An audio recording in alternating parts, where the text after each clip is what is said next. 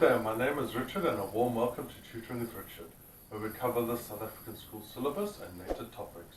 If you find these videos helpful, please consider supporting me on PayPal, Patreon or Buy Me a Coffee. Links in the description below. Today we're going to cover Strength of Materials in 6. The topic of this tutorial is combined, direct and bending stresses. Let's get straight into it. Our first question is a very short one, but the picture explains a lot more than the words do. An eccentric load F is applied as shown in the figure. The stress developed at the side Q is 12 kPa. Calculate the magnitude of force F. Okay, so what this is basically,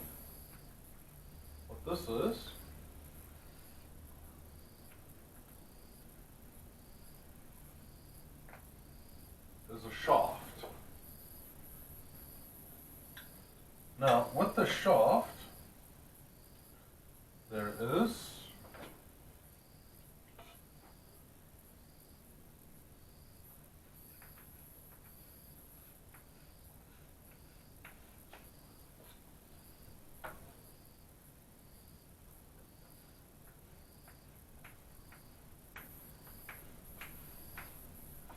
okay.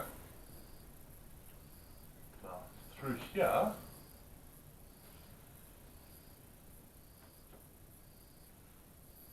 is our diameter. Our diameter is 200. There is our point that they're talking about, an eccentric load F, and from there to the load is 50. And over here, at this point here, right there, is Q. And right there is Q. So this is Q. So what they want to know is at Q, Q equals 12 kilonewtons. So what they want to know is what is F to make 12 kilonewtons at Q. It's eccentric because it's not at the center of the shaft. Concentric means it's at the center of the shaft. Eccentric means it's not centered. Eccentric means it's off-centered. Concentric means it's centered. Okay. Next step. And this is a little bit different. This is XX, and that is YY.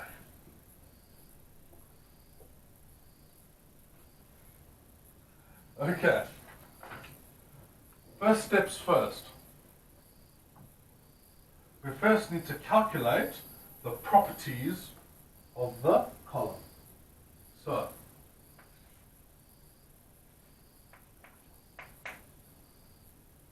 this is the stress FD plus the stress at beta. Right, so how this works is the stress at D is the diameter. So how are we going to calculate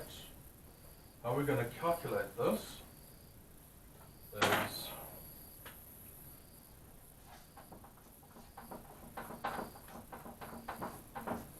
F over A. And to calculate beta is FE YI.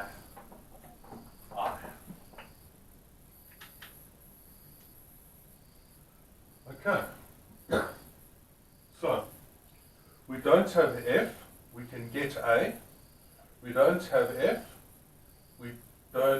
we have E, we don't have Y, but we have I.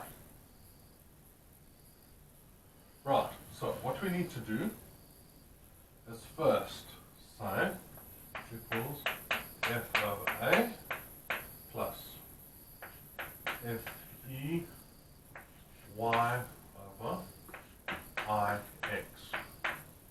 Now I left it as I over here because sometimes it might have to be X, sometimes it will have to be Y. So I've just left it anonymous here. Now I X will be pi over 64 d to the power 4. Now this is,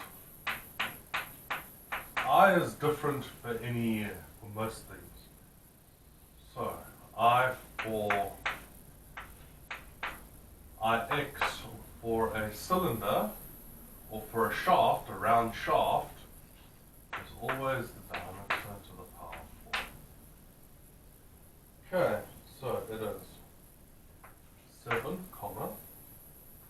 8 bar 4 times 10 to the minus 5. Okay, so let's write it here. Ix equals 7, 8 bar 4 times 10 to the minus 5. Q equals 12 kilonewtons.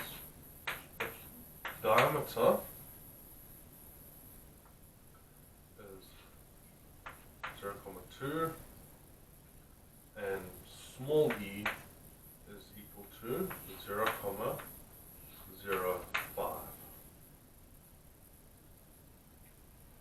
Right, so we have all our numbers.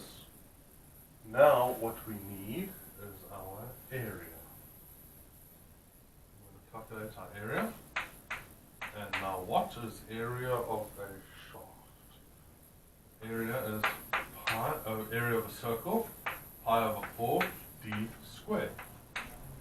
So pi over 4 times 0,2 squared.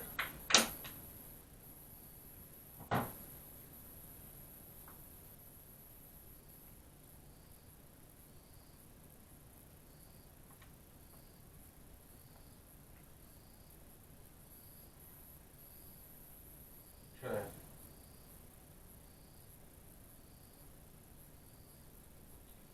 Yes.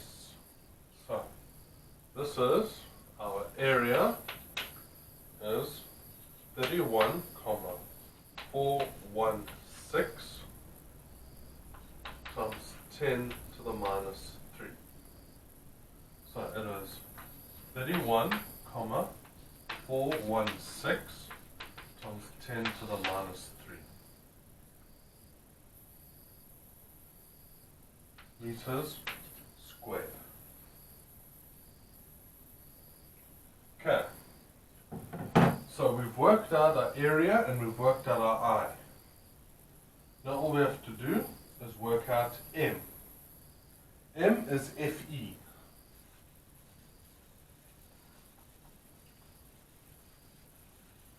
M equals Fe. So now we just need to work out our Fe. So, and our Y. Our Y in this case, Y equals D over 2. So it's 0,1. So Y equals 0,1. Okay, because D is equal to 0,2 over 2. And that's 0,1. Next point. We're going to work out M. In this case, M equals Fe,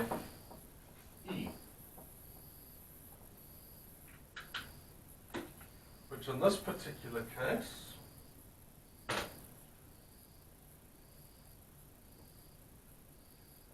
M equals Fe.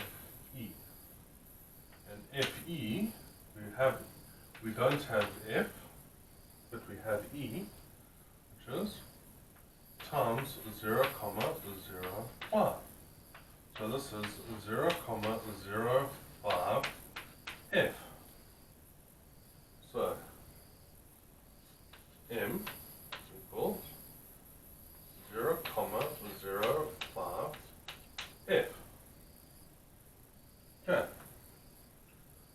we have everything we need in our formula. Now we have everything we need to calculate our force. So what we have now is we have F over 31,416 times 10 to the minus 3 plus Fe 0,05F times Y, which is 0,1, all over I, which is 7,554 times 10 to the minus 5.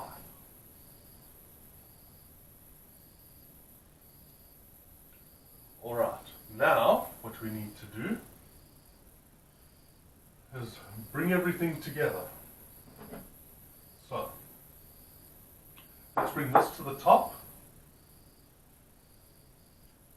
Okay, now this is 1 over 31,416 times 10 to the minus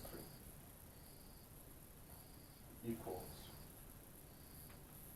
31,831F.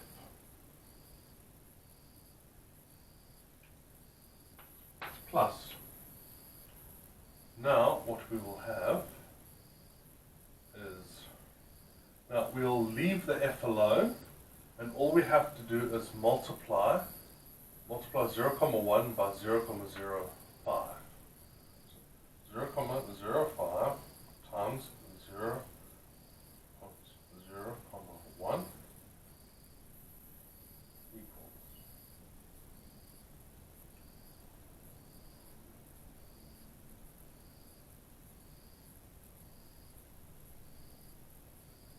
0,005. 0,005. So 0,005 divided by 7,554 times 10 to the minus 5.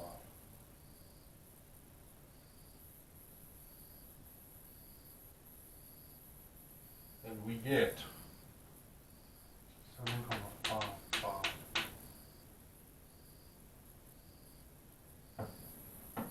My mistake. This is an 8. That is an 8, not a 5. I mislabeled when I drew. So that is an 8. So 854 times 10 to the minus 5. Let's redo our calculation. And that will be, we're going to redo our calculation. So 0,005 over 7,854 times 10 to the minus 5. It is equal to 31,831 F plus 63,662 F.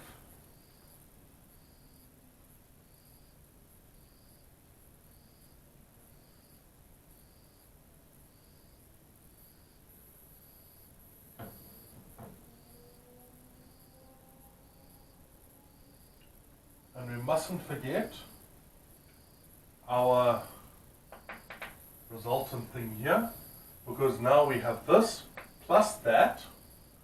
That gave us F. That'll give us our F value. So let's add them together. 31,831 plus 63,662.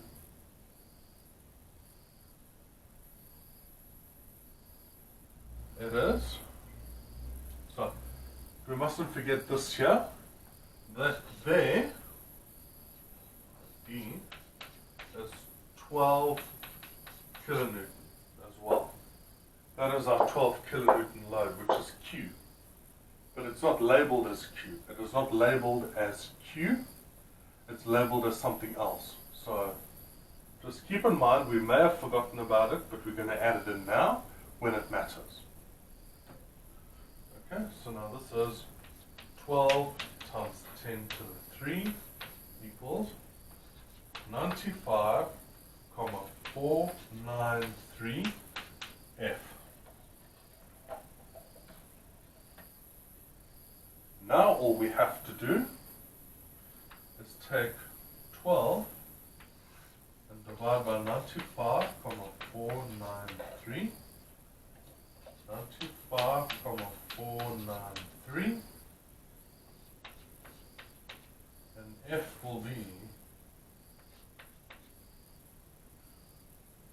12 times 10 to the 3 over 95,493.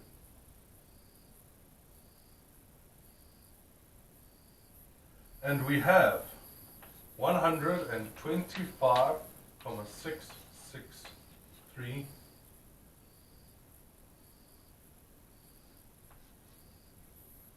newtons. That is how much force F is putting on that point to make an eccentric load at point Q of 12 kilonewtons.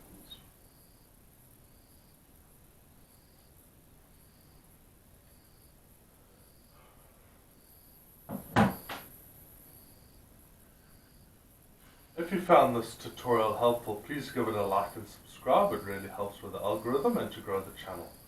Positive feedback is most welcome. I enjoy reading your comments.